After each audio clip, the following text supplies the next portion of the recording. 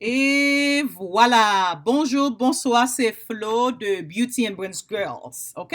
Jodi an nou pral komanse en classe, bon, pas commencer, n'a pas continuer avec classe ESL nous fait plaisir classe ESL déjà sur channel là. Sou poko wè yo al gade playlist lan, sou bezon playlist lan, ki ton commentaire di Flo, la ge playlist lan pou mwen, nan playlist lan wap jwen an pile lot classe ki yo ka suiv, classe 1, classe 2, 3, 4, 5, 6, an pile classe, ok?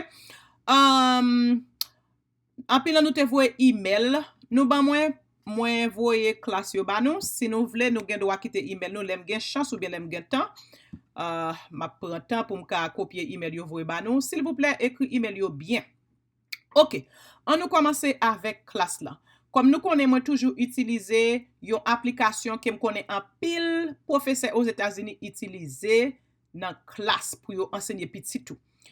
Yon nan rezon que nous fait classe ESL ça, c'est pour premièrement pour apprendre anglais, mais même base ça yo wap ka aider petit tout avec le son pour language arts. Ça veut dire que aux États-Unis, les fait language arts, c'est là où montre ti moun écrit, même que ti moun fait aux États-Unis, faut montrer l'écrit, faut montrer le basio, faut montrer le verbe, faut montrer le phonemic awareness.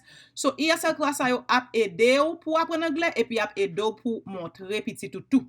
C'est ça qui fait nous utiliser une application qui est le Jamboard. Par contre, si vous avez le logo là, ok, ce logo en jaune, en pile professeur aux États-Unis utilise. Pendant la montre ESL class là, on a tout utilisé Jamboard là, gardez pour nous gardez pour ouais qui j'en a utilisé Plumio, qui j'en a utilisé Effacio, qui j'en a sélecté ou même pour apprendre, faire des voix petit tout, les professeurs avril ba ou pas pour noir. Ok. Jodi nous pourrons parler des verbes qui irréguliers, ok, verbes qui pas suivent règles. Qui ça me veut dire par ça? En anglais, les besoin mettre un verbe sous temps passé ou tout simplement, on nous prend mot ça, par exemple, mot look, nous t'ai appris déjà dans première classe là, sous pourquoi ouais premier non, pas première classe, nous t'ai appris déjà dans histoire ça, sous pourquoi ouais leçon ça regarder li. Mot look là, on nous prend on nous dit nous besoin mettre li sous temps passé. Si nous besoin mettre mot look là sous temps passé, nous tout simplement ajouter ed. OK, ed. Mais en anglais c'est pas tout verbe ou ka mettre ed là-dedans yo pour faire yo tourner temps passé. Gen verbe qui irrégulier, ça veut dire yo pas suivre règle ed. OK, c'est des verbes ça nous pourrons parler. Verbe tant que see, OK, see. OK, I see a bird. Ou bien sou te wè oiseau an hier, ou gen wè di I saw a bird. So lo ap ekri saw sa, ou pap mette ed la dan. Ok, li eple S, mwa li eple pou. Te mette sa pi large, la ou ka utilize yon zoom pou ka elargi seksyon nan Jamboard la wap travala pou pitit ou ka wè pi bien, ou bien sou ba wè bien sans lunette pou ka wè pi bien. Ok, nou elargi li, gen le elargi trop. Élargi li trop, ce qu'on y a n'a dédié li, ok? N'a descend li un peu. So pour si, wap di saw. So te we on oiseau wap mette S-A-W, saw. Ou pas mette ed del, ok? Pour give, so te bay yon moun yon bagay, I gave her the book. Mwen te bali livre la. I gave her the book. Ok?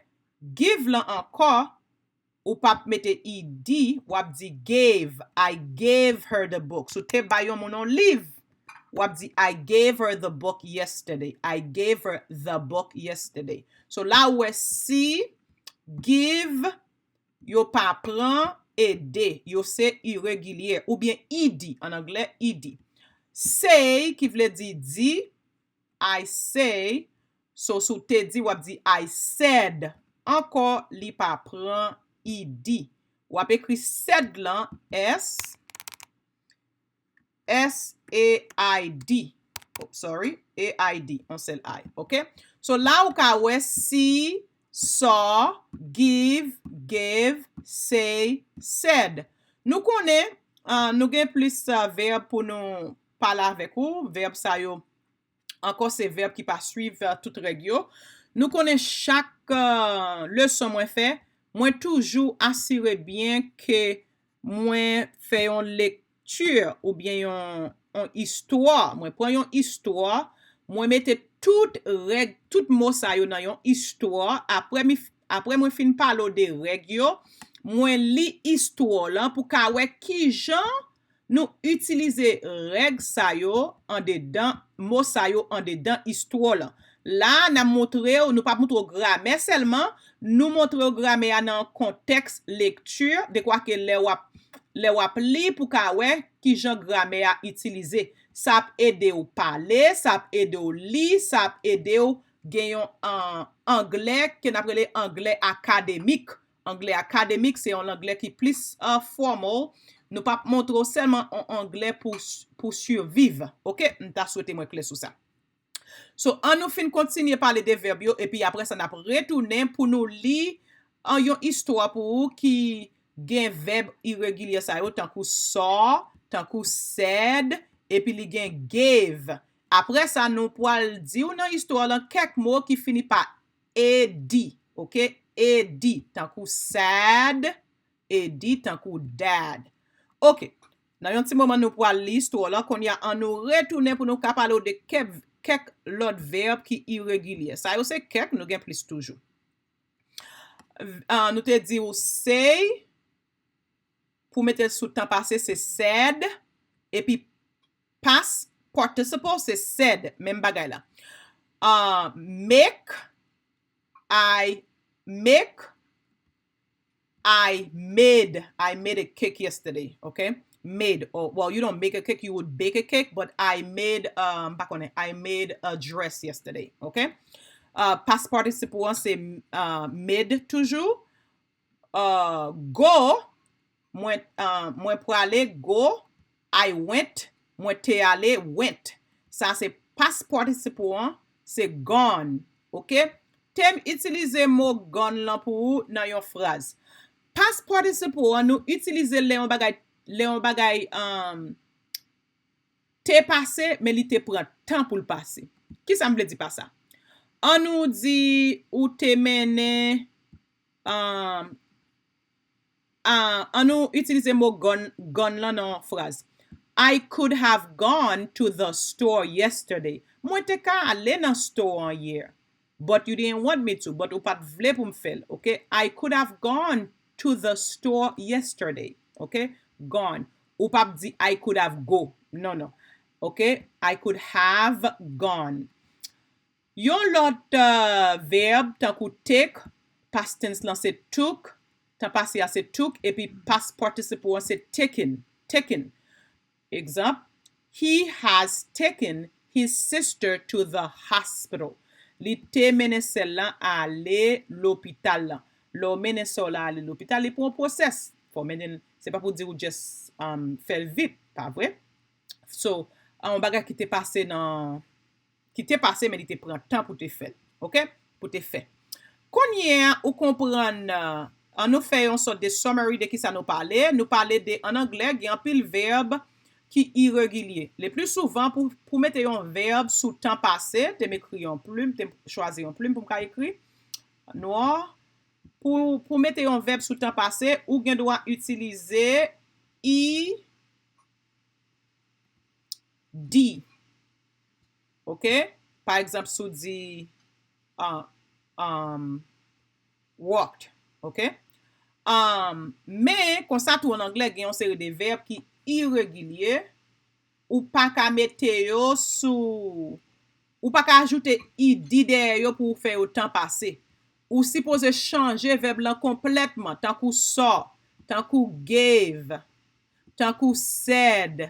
Tout mot sa yo, tout verb sa yo, avec anpil lot verb encore, but nou konsentre sou sa yo, se verb ki irregulier.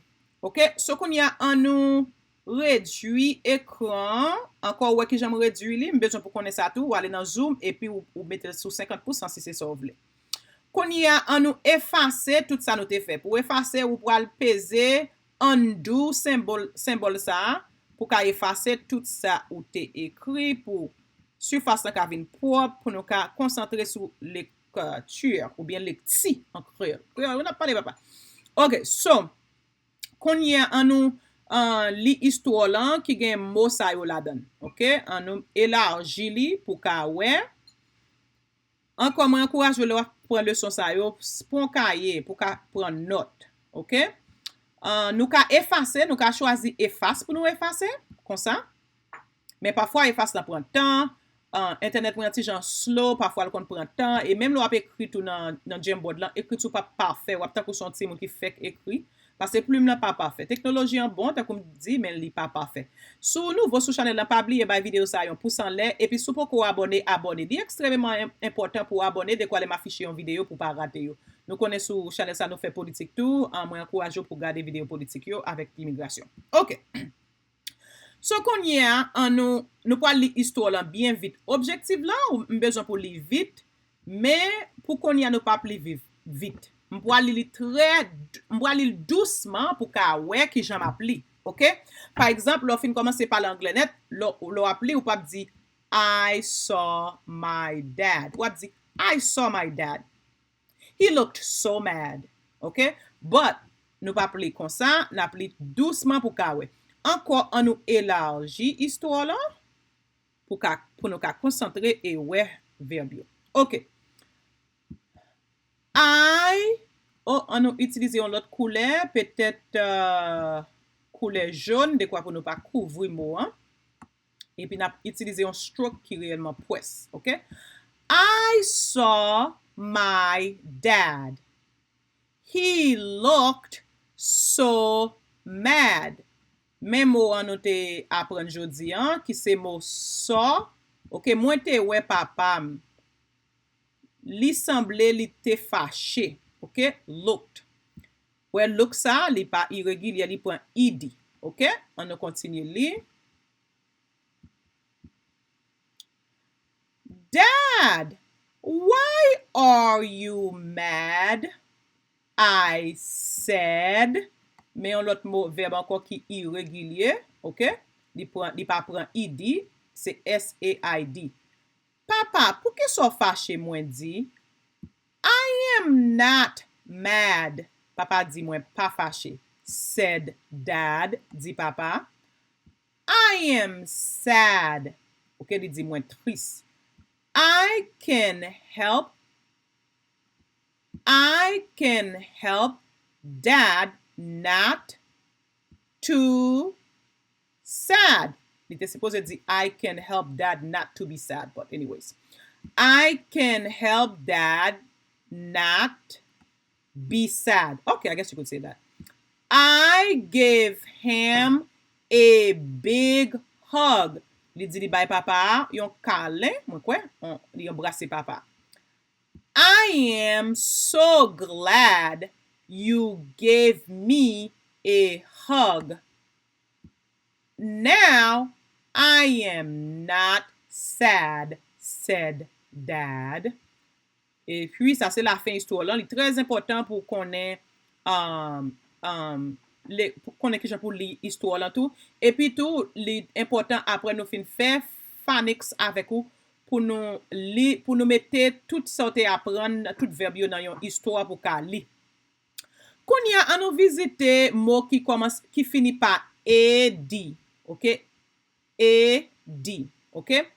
Mot tant coup, on nous choisit notre couleur pour nous différencier pour vous. On nous choisit rouge. Mot tant coup dad, OK? By the way, ed son li by c'est add. On nous choisit l'autre plume qui pi fin.